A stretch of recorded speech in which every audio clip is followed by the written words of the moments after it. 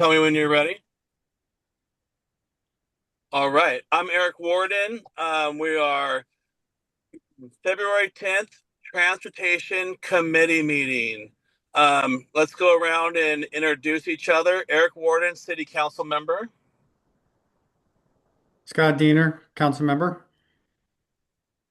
Mark Trineri, council member. Okay, we have a published agenda today. Does anybody um, want to add anything to today's agenda before we start? No? No. All right. First order of business would be updates. Mr. Hammer, do you want to start us off? Thank you.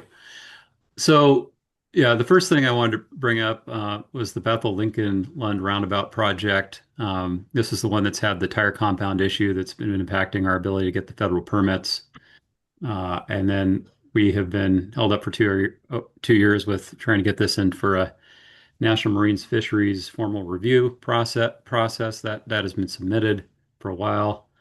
And now I'm having to consider what to do financially because the project I'm estimating the project costs are up by about 600,000 from where we started out when we did the initial grant application, which has been several years ago.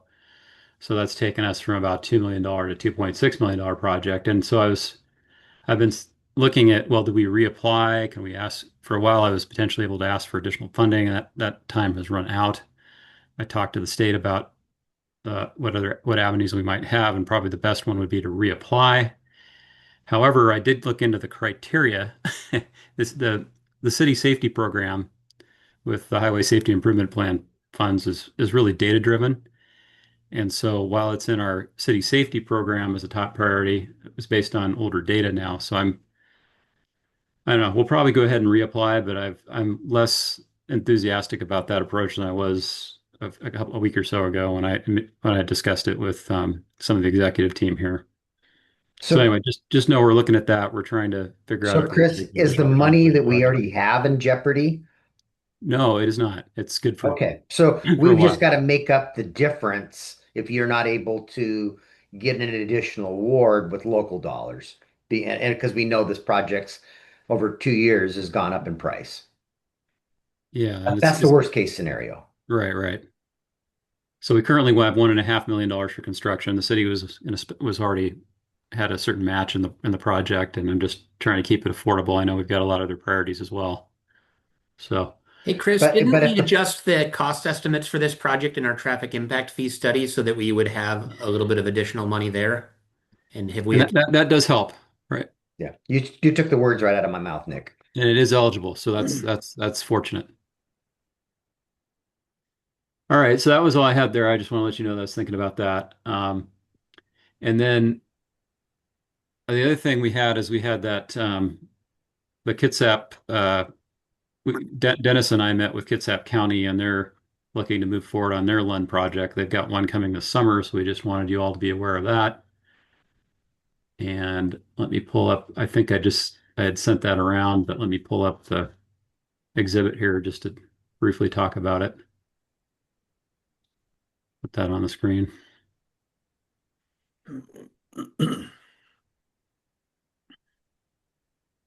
There we go.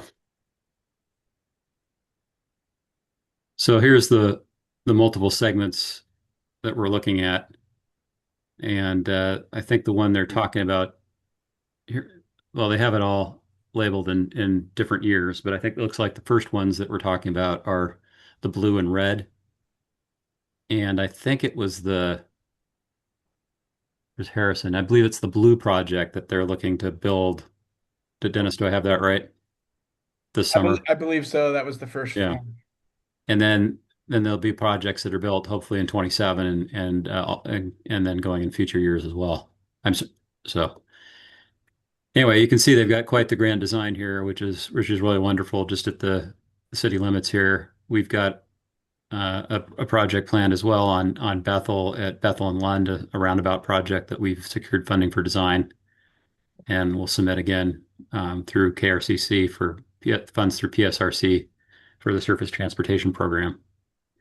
But our build is not out is out there till I think 2031 or something like that. We've got to do a design, then we've got to do the right of way phase, and then we've got to do the construction. So, but a lot of grand designs on Bethel and Lund, Yeah. both in the city and the county. So that's exciting. Appreciate you letting us know what the county's doing because we will definitely hear about it, I'm sure. And Awesome. we'll be linking their project on our website so that people, if they look at it and they think it's a city project, they can find out who to get in touch with at the county to Nice. find out about the project. All right. So Uh, Chris, one last question, Eric. yes, sir. So, Yes, sir. will they be constructing the roundabouts in the red and the blue at different times, or are they going to try to do both of those at the same time in 26? Yeah, it looks like they're just doing the one for starters. Yeah. There's 26, 27, and 28 projects. It's phased. I thought red and blue were both 26, Yeah, there was 2 in 26, there was 1 in 27, and another one was 28. but they'll complete one roundabout before they move to the next one. Yeah, I think they're having the same issue we have with the tire compound issue on one of them. So I think it's just the one that was in blue. Okay. Chris, do you know, are they doing a full road profile on that to include bike lanes and sidewalks or? Okay. Yeah, and the one interesting thing is they're going to do a little bit of a raised bike lane for certain portions of it where there's not as many driveways, and then the rest will convert back to a traditional bike lane on one side of the road.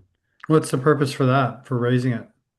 It just provides a better what's the word we use, level of stress, lower level of stress. For And they bikers? couldn't- for whatever reason, they were looking to do it everywhere, but they couldn't do it everywhere. Okay. So I noticed on those on that design that they're going from 2 lanes to single lanes Can we see the design again? farther out past, I think it's Sorry. past Harris. Are they going to continue those bike lanes then? Do you know, Chris? East? Yeah, you can see that, throughout the whole corridor, they're doing bike lanes on both sides of the road. And then, of course, as you get to the roundabouts, you got to choose to take the lane or get up on the wider sidewalk.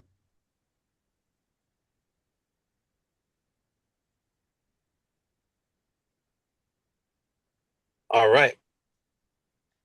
Anybody have anything else to add on that topic? I agree with Scott. I do appreciate you adding that, the county's updates as well. Yeah, it was good of them to reach out to us too ahead of their construction season and coordinate. So we want to be talking between the staff, make sure that we're all coordinating our efforts and not overwhelming the public with too many projects in one like section of the city. Mhm. Easy to do. Easy to do. Move on It's a to good problem to have. Yeah. Are we moving on to parking enforcement now? Mr. Bond, you're muted. I'm going to Sorry. go ahead and share my screen. Just bear with me for a second here. Yeah, thank you. So, I wanted to bring to this committee's attention an issue that we have with parking enforcement, and I wasn't here when these codes were written. Parking enforcement was only handed to my department about 2 or 3 years ago. First of all, our parking enforcement vehicle has died and is beyond repair. And right now, the way that we enforce parking is by chalking tires, and the vehicle that we've been driving has a sliding door that makes it possible to chalk tires as you drive down the road. We are demoing a license plate reader system on Thursday and looking at getting that hardware for one of our existing vehicles that will allow our parking enforcement to actually use cameras and a software system to track people's parking habits within our timed parking zones downtown. With that said, separately, we've had to figure out how to interpret some of our codes that again I didn't write, but I've been asked to supervise the people who enforce these. And as we're also looking at bringing on a license plate reader system, it becomes apparent that we may have some code issues that we need to clarify Mhm. so that we can use this new technology. And The first section of code is 10.12.060 concerning chain parking. And our code says that it's unlawful for any person to park within 2 blocks of the original parking space to avoid the parking time limits on Bay Street from Orchard to Harrison, Sydney Street from Prospect to the waterfront. So basically, the core of our downtown has a restriction on chain parking. In the other areas of our city, including up around the county campus, we typically enforce the timed parking limits through this section of code 10.12.160 concerning obliterating tire markings, where we are physically making a mark on somebody's tire. And if they drive a few blocks, it's going to get erased and it disappears. And so we know that somebody has moved, but more recently we've sort of narrowed our enforcement of this because the language of this chapter says that it is unlawful to conceal, obliterate, or erase markings on tires when the markings were made by parking enforcement for the purpose of recording the period of time a vehicle is stopped in a parking zone. We really haven't defined what a parking zone is, and if we're going to go to an LPR system, we're no longer going to have chalk to look at to figure out if somebody has rolled their car forward just a foot to conceal the tire marking versus moving to a totally different parking stall. At this time, we are now interpreting parking zone to mean parking stall, that if you move from a marked space to another marked space, you reset this parking time period. But with the new technology, we're actually taking a digital tire marking and we can see if a car has moved at all. And the system is not going to flag somebody if they roll their tire forward by an inch, unless we also have a spatial requirement that says they have to move at least 50 feet away or 300 feet away. And so I'm not looking for an answer from the parking committee now or from the transportation committee now, but I am asking you to think about this so that we can discuss it more in at our next meeting.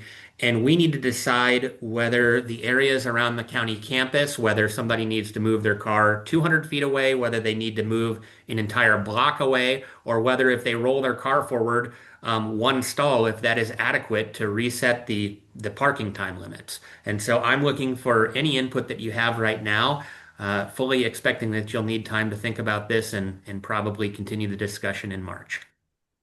So right now, if you park downtown, you can't pull, you need to move an entire block or 2 block within 2 blocks. If you're Whether or in the not we want core, to have, I think to simplify our code, I think we should have the same rules everywhere in the city and not just certain parts of the city. But it's your guys' discretion whether you think that's appropriate or not.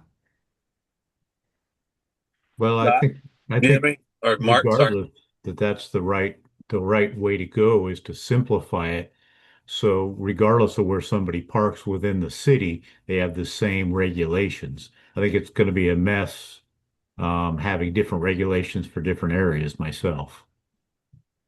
It makes I, it more difficult to enforce, that's for certain. the I the agree. technology is something that we can customize, but we do need to make sure that the public is aware of what the restrictions are, which is probably the harder part of that equation. But the system has geofencing where you can set up zones that the parking meter vehicle will recognize, even if that can be tailored to specific regulations for those zones.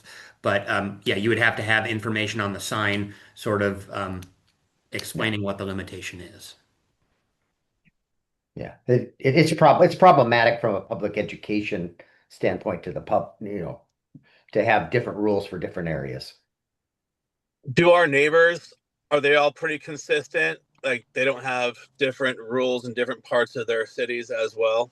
That's pretty standard to have one set of rules. Bremerton doesn't allow chain parking. I know parking enforcement is something brand new in Paulsbo. They haven't had it, and I True. don't know what their rules are right now. True. Yeah, and Seattle, I know, has parking zones. And so, like, if you're a residential person, you buy a parking pass for that particular zone. And I would assume if you're parking in that zone, otherwise, you have to leave that zone in order to reset that clock. So I'm one of those people that park on Klein, just below Dwight Street. So Dwight Street is that road that's the southernmost road of the county. It's the lower street for entrance into the county admin building. So I parked just um, downhill from Dwight and Klein, and it's a 4-hour parking spot. I go home for lunch and I come back. Um, and I don't suspect that this should be an issue with the license plate reader, but I will observe, and maybe it will be, but I'll observe that on Dwight Street, um, there's 2-hour parking, and there's a lot of employees that try to take advantage of parking in those angled stalls as well as on the right of way, um, on the north side of Dwight Street. And I know that there's a parking lot that's all the way on the opposite end of the campus that's available, but a lot of people don't use that. So one of the things I would ask is should we evaluate at least part of the parking requirements on Dwight Street? I don't think anywhere else it's necessary or is needed, but maybe Dwight Street on the northern edge of that should be um, 2 hours, or sorry, 4 hours. I'm not saying I'm sold on it, but I don't know if 2 hours is the appropriate amount. Yeah. And Scott, what we're talking about here, what you're doing, your practice would not work. If we That's have what I thought. if we enforce chain parking uniformly, like we do downtown in the rest of the city, you coming back after lunch, if you were on that within 2 blocks of where you were, you would be getting a citation. Right. And so that doesn't seem appropriate because I'm actually going home for most of an hour and coming back. I'm actually leaving the campus area, going home for, my commute time is less than 5 minutes, and then I come back after lunch. I'd be just playing the devil's advocate here. Okay. We have residents that live there, and the county provides a parking lot for them. I know you guys choose not to use it, and it's a farther walk. And I know along Givens isn't enforced. There's no parking restrictions on Givens Yeah. or on DeKalb. There's a section of DeKalb too near a park Yeah. that's enforced. So I'm not, you know, And I'll play the devil's advocate to the devil here. And you're the devil, Rob. okay. Thank you. When I when I park on that side of the street, so on the easterly side of the street, Mhm. rarely is there an issue with parking space available. And if there is, I maybe sometimes have to park a block further down the street. But I will go with what the group wishes, and we'll figure it out. When we do make this change, we'll need to let the county know Yeah. because Yes. it'll impact a lot of people. I will also just posit that the nature of parking has shifted a little bit from pre-pandemic, where we were actually getting advised by the fourth floor Tory, her position at that time, was telling us regularly we were not allowed to park on Dwight Street in the angled or on the street. And so people, Customer parking. Yeah. yeah, but that doesn't appear to be the case, or rarely the case, I should say. So, Eric, did you have anything to add to that discussion? No, I was kind of taking it all in. I was thinking about all the county employees throughout the day and where they're going to park. And Mayor did make a really good point, which is they are provided parking. They are provided Yeah. parking. They're just choosing to not make that trek. So I was kind of more observing that, taking that in. So I don't have any more to add. No, thanks. Okay, well, I think the thing to do now, because we haven't purchased our LPR system, is continue contemplating this, and let's kind of continue the discussion next month and see if you have any further input Yeah. before taking this to for a full discussion with the city council. Mayor, were you Noah, gonna say something? Noah has something to add. I apologize. Thank you, Noah. No, that's good. I'm just gonna kind of, I guess I'm gonna take the position of what I would say city employees. It's very similar to Scott Biener's, concerns that we Mhm. have city employees that play the parking game out front because there's not enough parking for city employees. So this policy would create a real problem because there'd then be no place for us to park Within 2 blocks, yeah. within 2 blocks, and that's a long Yeah. 2 blocks at that point because now you're in the residential area. So that would, again, just food for thought. Things about this be a big policy change for city employees as well. Yeah. So And I want to be clear, this is not about me, but there are a lot of employees like me who park in the 4 hour spot and think they're okay, as perhaps they should be during the day. But then there's people that are playing the parking game on Dwight Street where they're shuffling their cars, and they'll go out after lunch, see if their tire's marked, and if not, they've had most of a day there. And so So Yeah. are we I get leaning? that that happens too. Yeah. Are we And the leaning? big, go ahead. I was asking, are we leaning away from the readers? Is that what we're kind of No, getting? we're going to invest in Meaning- this technology. It's way more efficient to Correct. to, Correct. to do it that way. And the biggest problem with chain parking is downtown, and the merchants themselves. And there's a lot for the merchants to buy a parking stall for $30 a month, which is a parking ticket and a half. Yeah. So How full is that lot? no one is taking us up on Okay. utilizing that I'm aware of. Noah, are you aware? Is anybody? not a single pass has been sold yet. That's wild. That is wild. That's, We worked really hard to Everybody get that complains out. about parking, but nobody will buy a parking stall For $30 a month. for $30 a month. A shipyard worker would jump on that over there. I mean, jump on it. So Yeah. yeah. Okay. Director Bond, is there a time frame that you would like Well, feedback? I think that the real time constraint is that if we buy a system and start using it, we're able to apply the chain parking restrictions downtown, but we would have a very hard time writing a ticket to anyone outside of downtown because all they have to do is move their car forward 6 inches so that when the license plate reader sees that car and that tire again, it is comparing the snapshot of the tire, and if it looks like it's moved, I think the default would be to say that there's no ticket unless we adopt a code or some more specific standard about how far you have to move. We would just not be able to enforce parking in those parts of the city for a period of time. It could Okay. be We can't do that 50 with feet. chalk because Yeah. the chalk is actually getting obliterated is what the ticket is being written for in these areas. Scott? Yeah, go ahead, Scott. So would you be able to shift to the other side of the street? That could be how we choose to write the code. I think then the challenge is that you have one standard downtown and you have another standard in the neighborhoods, and how do you communicate that to people in a way that they understand how far they have to move? Okay. And then the last thought I had, I think I know the answer to this. I think it's pretty clear, but the license plate reader, would it be able to track vehicles that are that have expired tags or that are stolen? Yeah, I believe the way that it's been explained to me, and we're having the demo on Thursday, but it's our parking enforcement officers don't enforce that, but the system I think can flag that for our officers, and so Mhm. I need to learn more about exactly how that works and what features we would turn on with that. Yeah. And if our officers would be responsive to a flag that we have an expired tag, like, is that really the biggest deal of the day? Right. And so if that's a feature that we're not going to use, we shouldn't pay for it. Stolen car, another deal.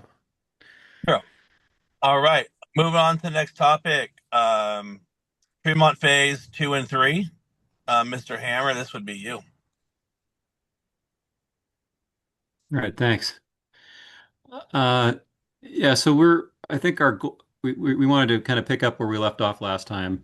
Our goal is to try to narrow the alternatives down for the public to a more digestible level. Also to start thinking about, having one or two preferred alternative recommendations from the committee would be helpful. And then we eventually have to distill this down to what particular project, how we're going to go about. We can't do everything at once. We're going to have to go out and break it out into pieces and how we might prioritize that for the first project that we get to design to 90% with the existing funding for design, and then we would apply again through the program, the Ped Bike program for funding the construction of that one piece. So it's got to be affordable within the program, which is somewhere around $1.5 million, something like that. 2 million maybe. So that's the goal.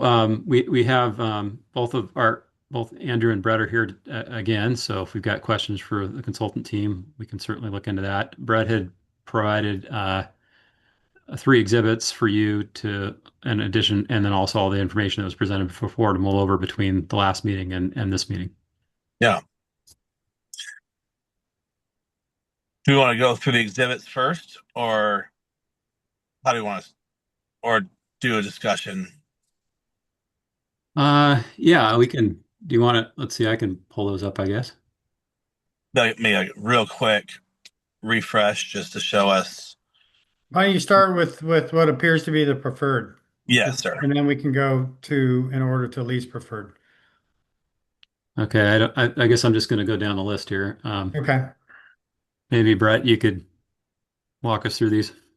Figure one. Yeah, I mean, I guess this would be um, the least preferred one. We're actually kind of going in reverse. Sorry. That's all right. All right. Can you pull up the one that's option L, North SUP? No. Okay.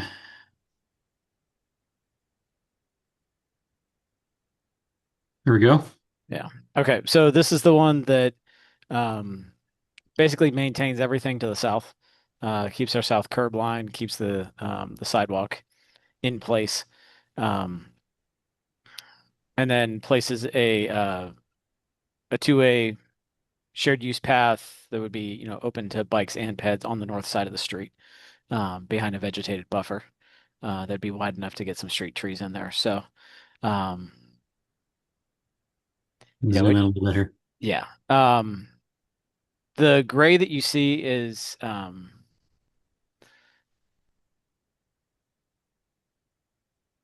Do you hold have on. profiles you can show? Would that be more helpful for people? The section you mean? Yeah. Yeah, we do have sections. I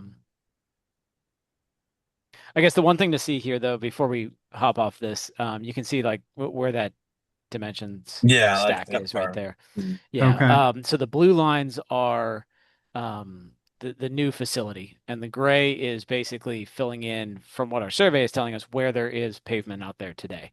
So the buffer itself ends up falling within the footprint of the road as it is today. So only the shared use path itself ends up being to the north of that and having some impacts that would require something beyond the footprint today and a little bit of right of way take, which you can see there in the pink.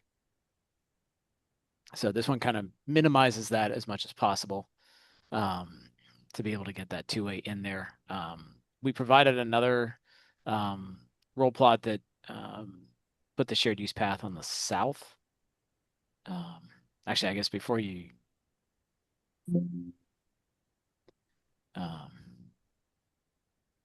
Which do one you is have that? do you have the sections document? I didn't bring that up. I just did the 3. You have that handy, Brett? Yeah, hold on a second. Let me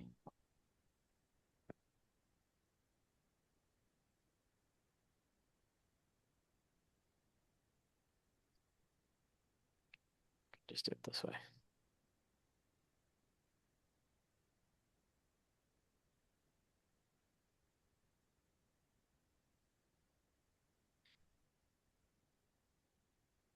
So I have we the were looking loudest frog at outside my window. I can't believe it. Sure, it's a frog.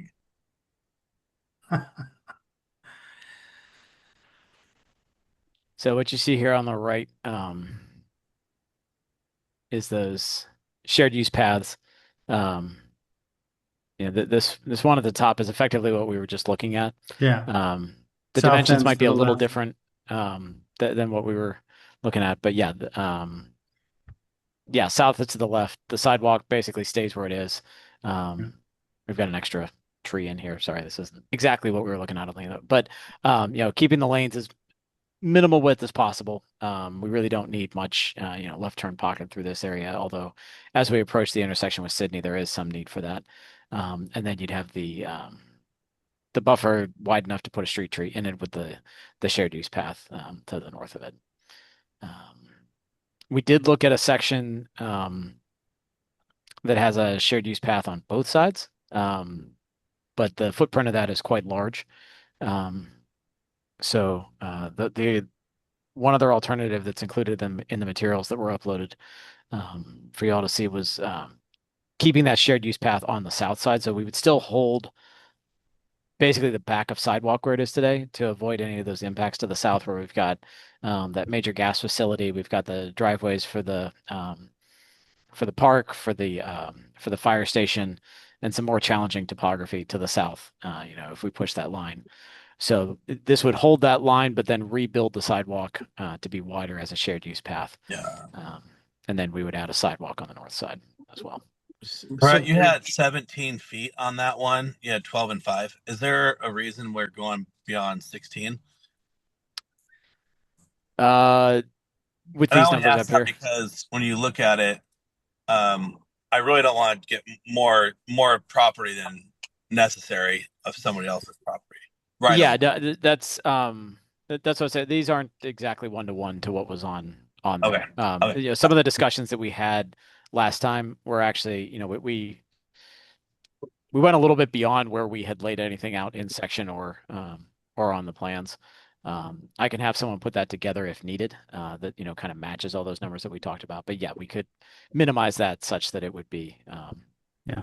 I think we could probably get away with 15 feet, honestly, 10 and 5.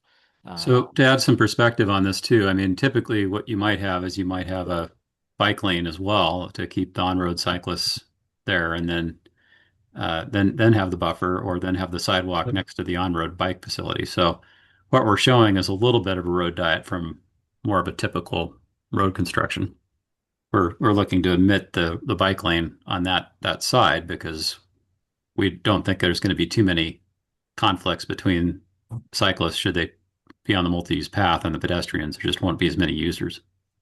So, Chris, you and I had a conversation between now and the last meeting. I mean, one of the advantages to having the bike path on the north side is it ties into the improvements we're talking about on the boulevard and then back into the neighborhoods The multi-use pathway, yes. the multi-use pathway. And while it's not ideal, we do have an opportunity to take a pathway heading to Sydney South through the park, versus having it along the edge of the roadway too. That would be a separate project from this, but Yeah. building something through the park wouldn't be that expensive. That could be potentially a local project, but I think it's challenging to put that ped path on the south side, and how is it going to connect to the neighborhoods on the north side other than crosswalks?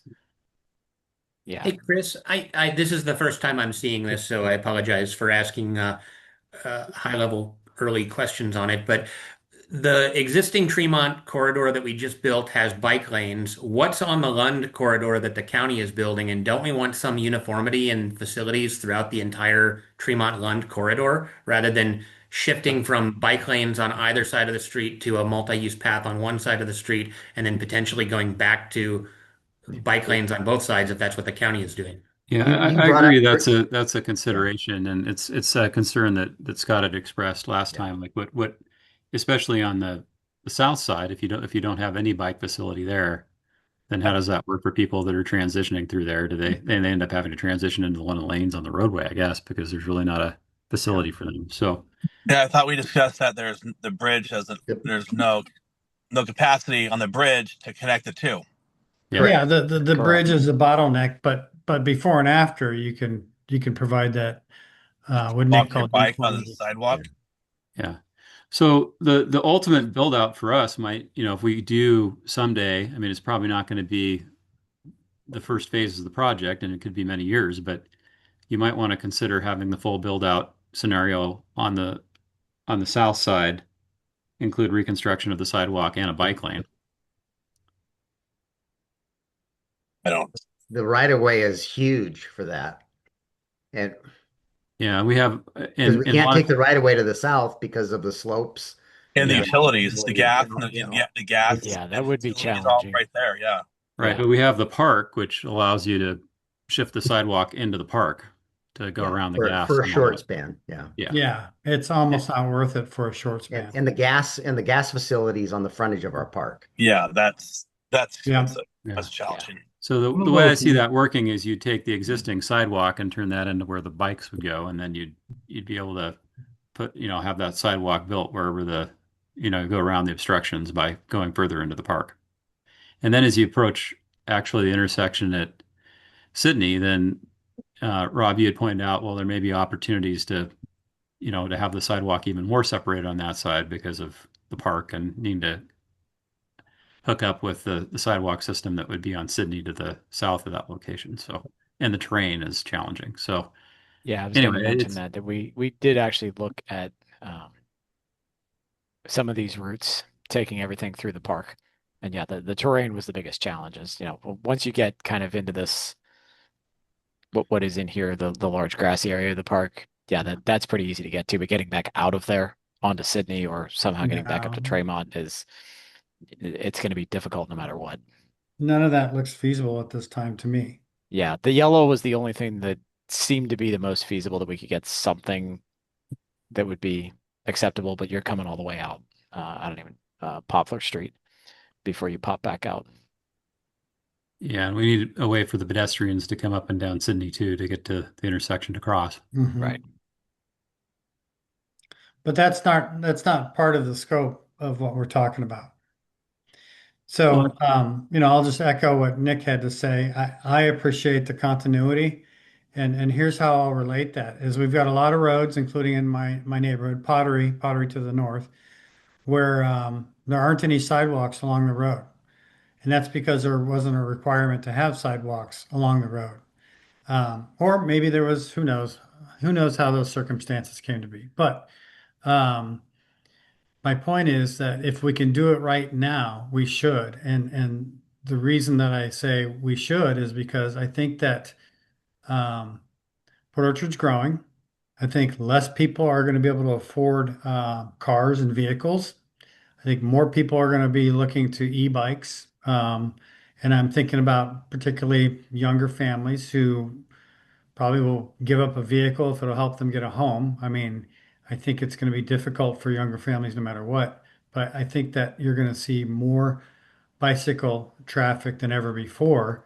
And it exploded during COVID. It was amazing how much growth there was in the bicycle sector. But what we're really, I think, talking about are people who are using it for commuting purposes. And when you're commuting, you don't want to come up behind somebody who's got a double wide stroller, or a group of people that are walking abreast. I mean, those are things that commuters try to avoid by staying on the road. And I realize they still can stay on the road, but and it's been my experience too that it's not very safe to stay on that road. That there's been some close calls, and it's a reason I gave up a bike trailer for my kids. But that's my pitch. I like the uniformity. I like that we do it right once, and then I'd like to see us talk about a policy when we're looking at right-of-ways and bike lanes.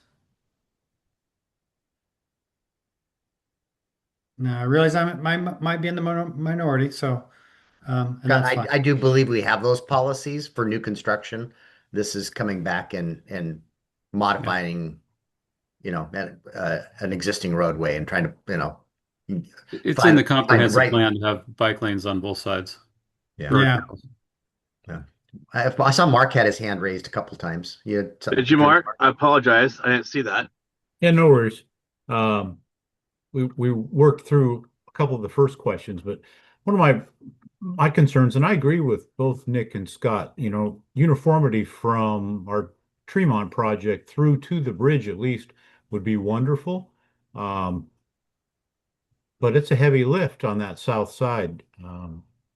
So we got some challenges ahead of us, but I do like the north side sidewalk and ped, I guess, shared line path. But is there any difference in the amount of grants we may get if we don't separate out the bicyclists from the walkways? Or is it the same amount of money we'd be looking at receiving? If the section from the roundabout to Port Orchard Boulevard were continued, it would basically make you ineligible for funding from at least one pot because that is not considered a appropriate Multi-use. treatment anymore for the number of lanes, the speed of the road, volume of the road. So it would have to be something with a wider section, which is basically what we have here. Yeah, again, that's not to say you can't. It's just it gets into the north side even more, or it pushes to the south, impacting the things we were talking about. So does that grant potential meet or come close to the right-of-way costs that we'd be going after to achieve that size, that width? Yeah, it's just a matter how fast we get there, right? Because we'd have to have, we're gonna have to break this up into affordable pieces. Okay. In the right of way, even with the more compact thing we're trying to do on the north side, having that right of way phase is gonna make that difficult. We probably have to have a right of way phase specific for that. And also that I'm not sure that the ped bike program's super hip on right of way phases, so that might have to be a city funded thing with impact fees. Anyway. So I apologize. Right, Some of so- these might be blending together for me a little bit, but if we were to remove the trees for a savings of 10 feet, would that get us the bike lanes that we need? It looks like total of 11 feet for bike lanes. And where there's area to accommodate both street trees and bike lanes, could we just have it kind of, sometimes it's wider, sometimes it's narrower, but it provides consistency for the bikers, the commuters? So Brett, correct me if I'm wrong, but I think on the south side we could do that. And then on the north side where we have the multi-use pathway, I'm not sure that makes sense because you have, two directions for traffic, for bicycle Yeah. traffic adjacent to the roads. I think you have to have some kind of buffer there. In that instance, I would say do away with the multi-use, make it a regular sidewalk. Because now you've got your commuter lane, your bike lane dedicated. Scott, we don't qualify Yeah. for grant funding unless we're providing a Right. multi-use path. Okay. That's the that- nexus yeah. here. We're Yeah. trying to say, for us to be Yeah. able to afford this project, we got to build a multi-use path. Okay. Yeah. Yeah. Thank you for reminding And me we of can that. Well, we only probably do Could that do on a North- buffered or a raised bike lane, but it's gonna then you start then the multi-use path one has some advantages on the real estate side, I think. I apologize for not adding much to the conversation. I just last time we met, I thought we kind of covered that the north side is the only opportunity that we're going to have for the grant dollars. In order for this project to get off the ground, we're going to have it funded through grant dollars. It would take up two pieces. We would have to acquire one property, not a property, but the house that has the deck on it. So minimal. I know it's not ideal, Scott. I took into what you said that one day and took it into consideration. I'm just trying to figure out the best possibility for the path, the safest route, but how it can be funded in order for it to actually take place. And that has to be the north side. I don't know if it has to be the north side, but I think the multi-use path with a little separation there is a little bit more flashy than just a buffered bike lane. I mean, both may be fundable. The other thing we probably would do if I threw out the phasing thing in that email I sent all of you, but I think to be able to keep us going and building, I kind of think we want to do that intersection at Sydney and Tremont first. And then in the interim, we could start looking at developing this project on the north side with city dollars for the right-of-way acquisition and design, maybe with TIF funds, and then look to fund that out of the program in a future cycle. So we have something we can build almost right, in the short term, in a shorter amount of time, and then also something we're preparing ourselves to apply again to the program to build once that project is finished. Just because of the amount of time it takes to get all the right away. Yeah. Okay. Do we Well- want to discuss what we're going to? I'm sorry, Scott, go ahead. I guess I would just say whatever we can do to help continuity, uniformity. I hate for the biking community to see that they've got nice bike lanes and then all of a sudden they're gone and then they come back later. It doesn't, it's not a great look. I get that this is a funding issue, but I would say for me, let's sacrifice the tree island and in favor of bike lanes if that's an alternative. And I would just remind everyone that when Mark Dorsey was designing the Tremont Phase 1 project, there was a bicycle advocacy group that lobbied pretty hard in the NEPA process for bike facilities. And I think, I don't know if we've engaged with them or if they participated. It looks like some outreach was done on this already, but I'm sure they're going to have something to say about this design. And I would just caution us about going too far down the pathway without engaging with that group. Okay. Yeah. Appreciate that. And I'm kind of gauging this a little bit along those lines in that I think the county is doing something kind of unique on the Lund part. And as long as we have a facility that can be used for that cyclists can use, it's not the preferred one. I mean, I think most commuting cyclists would prefer to have the buffered bike lane.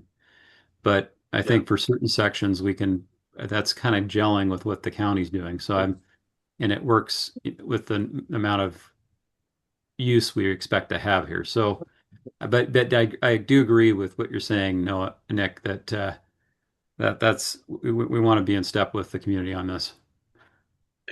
And that's So- oh, sorry. Nope, go ahead, please. I was Please. gonna, yeah, just kind of refer back to the, kind of what you're saying about the outreach that has been done, just to remind. This kind of north to north, you see it on this map, the blue routing.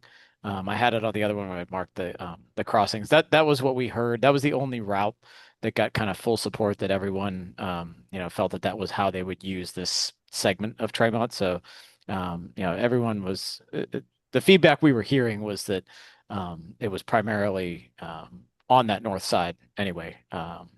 So that's kind of what contributed to putting together that option that has the shared use path on the north side.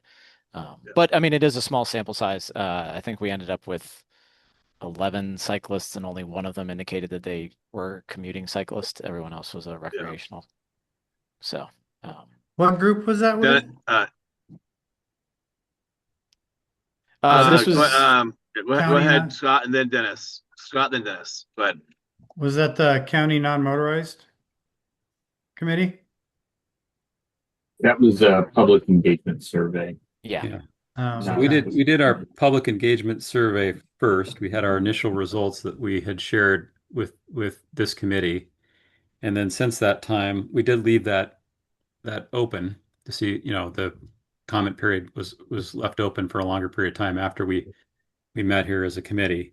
Did And then we, during that time, I had reached out to I had to have a meeting about other things there, and I brought up the project with the county committee, non-motorized committee.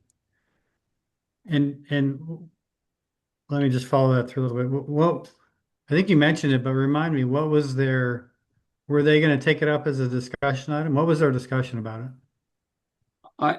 I had just made them aware of the project and asked that they provide any feedback via the comment, the city's project page and the outreach that we were doing, and provide comments to our survey. Okay. Maybe it might Dennis? be, just to follow up and then I'll be quiet.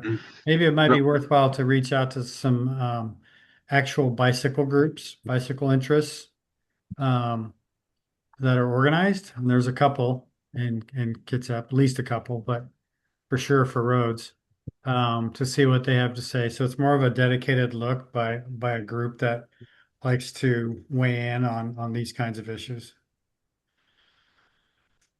Dennis, do you have anything to add? Chris, I was just going to ask our consultants to recap our outreach to put people at ease. We did do the survey, and respectfully, everybody was welcome to participate, correct? Correct. Yeah. Yeah. It went out in the utility bills, I believe, to folks in the immediate area. And then, yeah, there was a lot of other invitation, that the site was there. Please give us your feedback. And my So we're apologies, gonna, kind of a little oh, bit go ahead. late in trying to get a decision point on this before that we would have an opportunity to submit for the grant application in April, and then if not, we wait 2 more years. So Yeah. So we need to decide what we're going to bring to the table on Tuesday, correct? That's what we're here for today. Correct. Yeah. Mark, what two options do you want to bring to the table? Well, I'd like to bring everything to the table that doesn't have any effect on the south side, to be perfectly honest. I just don't like the feel of having to mess with the gas lines that are in there. That other property, I think the northernmost north side shared use is probably where I'm leaning at this point. Yeah, I think it's most cost effective to focus on the north side, plus the best opportunity to achieve grants. I'm leaning both options to the north, but Scott, what do you have?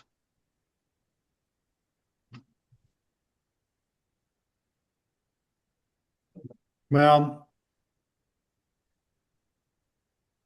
I'm conflicted. Is there a profile or a section that we haven't seen by virtue of eliminating street trees? Does that get us? I guess that's the question I have to ask is yeah, if we eliminate street trees, and maybe there's areas we don't have to, but if we eliminate street trees, can this get us a dedicated bike lane on the road? And if we oh yeah, that's my question. But don't we have to have tree canopies now, Nick? Not yet. Not The yet. Okay. requirement is coming. Yeah. It's coming. It's not in effect yet. Okay. All right. And I would say where there's areas where we can widen back out to accommodate tree meridians, great. I think geometrically within this segment, it's going to be too short to do much variation. Too short. The Okay, I get way it. that the lanes would Fine. have to transition in and out. Yeah. Yeah, that's fine. I have a question. My question still stands though. You mentioned the gas lines having to be moved if we do anything on the south side of the road. Is there not a franchise agreement where the gas company has to actually handle that? Not just gas lines, it's an entire infrastructure. It's a whole gas plant, like a sewer plant almost, but gas. It's a whole system. I think there's some slopes and there's as slopes well there in too. other parts of the right of way.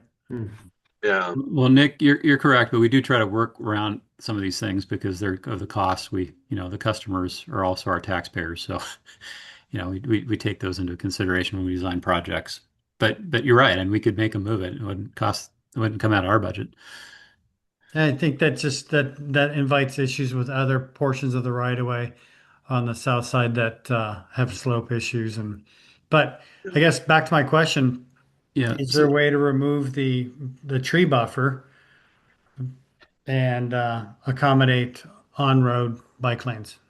Yeah, so I had pushed out in that email I sent all of you after the meeting that we could just look at the top one, hey, this is something you could do. You could just do what we did on the Tremont project and put in buffered bike lanes. That's an alternative. And I think there's a lot of you have gelled around what to do on the north side, and I think the consultant team and myself are all thinking that's a really great alternative there too, to have um, in this particular case with what we're hearing from the community and what we know the county's doing and what we're trying to do with integrating our multi-use pathways down Port Orchard Boulevard and throughout the city, that on the north side, the trade-offs are there, and you all saw that, and that seems like a good direction.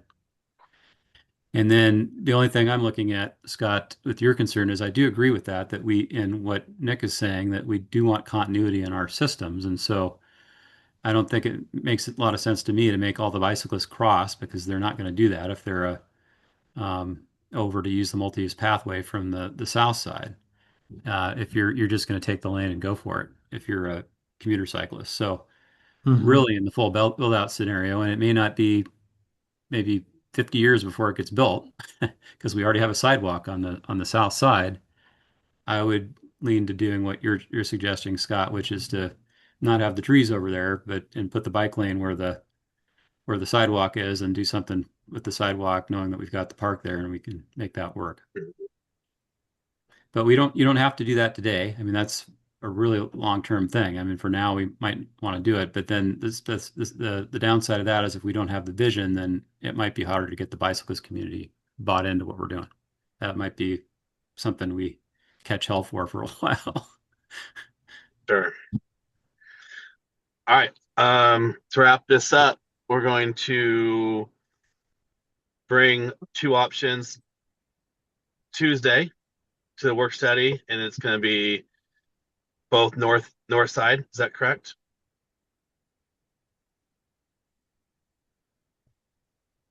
I'm looking for guidance here. So both of the Wrapping it up. yeah, both of the choices will have the north side fixed, Correct. except for perhaps street trees. Yes, correct. Yep. Because Okay, those aren't even a so- requirement currently. So Yeah. So one will have, I guess, is the way I'm seeing it. One will have the street trees and the shared pathway. The other will have no street trees and on-road bike lanes, dedicated bike lanes. sounds right to me. And you just want to present alternatives for what we're going to do on the north side. You don't want us to engage in anything different than the existing conditions on the south side. No, yeah, we don't want make it more complex than it needs to be. The only options are Well, that's that. I guess that was part of my question. When I'm looking at, the top example with buffered bike lanes, if we pull the trees, can't we stick in the bike lanes? Or am I missing If the something? trees come out in any of these alternatives, it becomes less favorable that it will get funded through the pet bike program. that's why I mentioned that tree canopy. I know it's not a requirement right now, but it's heavily encouraged. Yeah. So they prefer street trees over safety? It's the buffer, right? It's the buffer. So if it doesn't matter if they're street trees or 2-foot A hedges. hedge or Yeah, I get that, but you have one at the expense of the other. So Brett, could you clarify, because we're talking about removing the street trees on the buffered bike lanes. The street trees would be on the opposite side of the bikes from the vehicles. And we would have some other, like what you're showing there in the section, it would be some sort of delineator or physical barrier in between the vehicles and the bikes. So the street trees would not be providing a safety buffer in that scenario. And if we remove the street trees from there, I think what Scott's getting at is we're still providing a buffer. So I think it would be more favorable from a grant standpoint than just on-street bike lanes with no buffer, but probably less favorable than a separated shared use path from a grant funding standpoint. correct. That's how I interpret it. As far as scoring well for it. So One of the other things, And I think we need to remember that I think there's a good chance we're going to get some funding because we already got awarded design funding and they're going to want us to complete something. Oh, that's And helpful. also our community is very appealing to them because of the division of the highway between these kind of lower income neighborhoods. They're looking to do that kind of stuff. So, yeah, we may be able to get something funded that's not the perfect project to score because we have other factors they'll consider. all right. Okay, so gonna wrap this up so you can head over. Go ahead. yeah, so I just want to make sure that because it sounds like what what you want to bring is different than what we've got so far. So we want to do buffered bike lanes or unbuffered bike lanes, and then without the trees. Is that correct? I believe it's buffered bike lanes Yeah, on either side of the street, or shared use path with a buffer on the north and keep the south the same. Those are the two options I'm hearing. When you say I thought buffer, it was, what is that? What is that treatment? Well, It's not the candles, is it? in this one, yes. Those are Okay. oh, we ugly. don't want that. Well, I thought we had to have that that was a Yeah, required treatment now. It shows nicely in the picture, but there's alternatives. Okay, Okay, yeah, that's I agree. That Not particular attractive. representation is not great. no. So essentially what we're doing is it's the top one and then the middle one with Oh, the the facility middle on one. the north side, not the south side. Okay, because the middle one's showing it on the south. Oh, okay, I got that backwards then. So that's the one with the facility on the north side. Yeah, the one in Okay. the red box. All right, top one and the bottom one. Okay, And I can't talk you guys into adding a bike lane for planning purposes on the bottom one on the south side. Ooh. I don't see. talk me into it. Okay. Not can't get a consensus with the committee. So that's fine. I don't see how. Yeah, is there a way?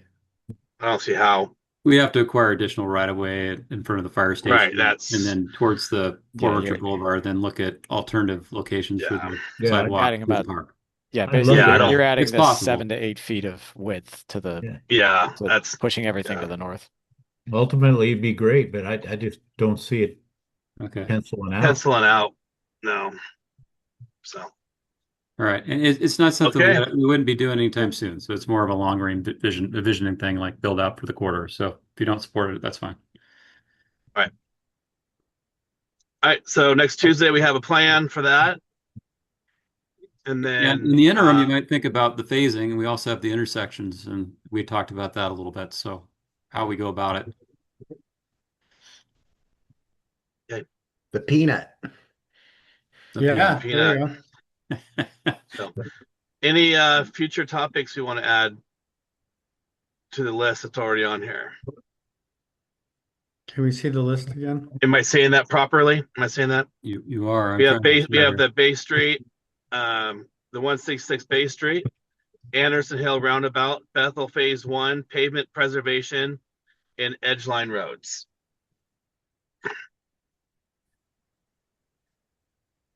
I have nothing. I'm good. All right, sounds good.